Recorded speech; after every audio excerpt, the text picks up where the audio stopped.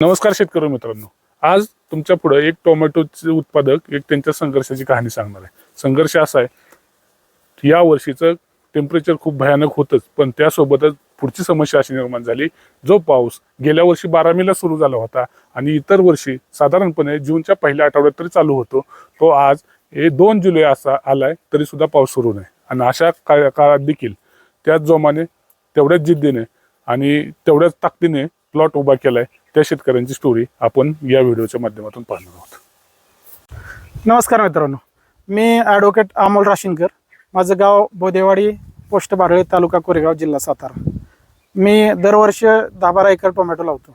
याही वर्षी मी साधारण एप्रिलमध्ये दरवर्षीच टोमॅटो लावतो। यावर्षी मी 20 एप्रिलला आर्यमान ही व्हरायटी साधारण 10 एकरवरती लावलेली आहे। यावर्षी दरवर्षीपेक्षा वातावरण वेगळं होतं।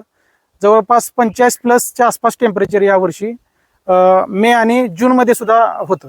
परंतु यावर्षी आपण टेम्परेचरचा सामना करताना दुसरी यावर्षी एक समस्या अशी जाणवली की यावर्षी पाण्याचं पण खूप शॉर्टेज पडलं। अगदी गेल्या 1 महिन्यापासून, आज 2 जुलै आलं, आजही आपल्याकडे टँकरनं आपण या टोमॅटो बागेला पाणी पुरवतोय। साधारण 1-1.5 महिन्यापासून आपण रोज टँकरनं या बागेला पाणी पुरवतोय आणि ते आजही वातावरण थंड झाले, परंतु पाण्याचं शॉर्टेज आजही जाणवते। तरी सुद्धा आपण सुरुवातीपासून फ्रूटवाला बागायतदारचं जे स्टार्टिंग किट आहे ते सुरुवातीला वापरलं, त्यामुळे रोपांची मर फार कमी झाली। आपण यावर्षी पहिल्यांदाच फ्रूटवाला बागायतदारचं फॉर्म्युला किट वापरलं आणि त्याचा रिझल्ट असा जाणवला की रोपांची एवढ्या टेम्परेचरमध्ये सुद्धा मर अतिशय नगण्य प्रमाणात, म्हणजे बिलकुल नाही झाली इथपर्यंतच, असं फॉर्म्युला किट ते फ्रूटवाला बागायतदारचं जाणवलं।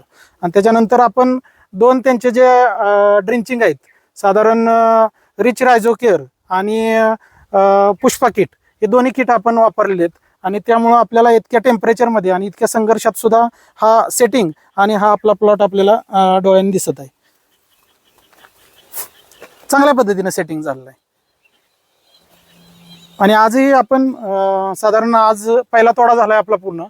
पहिल्या तोड्याला आपल्या साधारण 10-10.5 एकरामध्ये 800 कॅरेट निघालेले आहेत 30 किलोची, आणि आपल्याला साधारण 1,500 ते 2,000 कॅरेट एकरी आर्यमान व्हरायटीपासून आपल्याला हे अपेक्षित उत्पन्न आहे।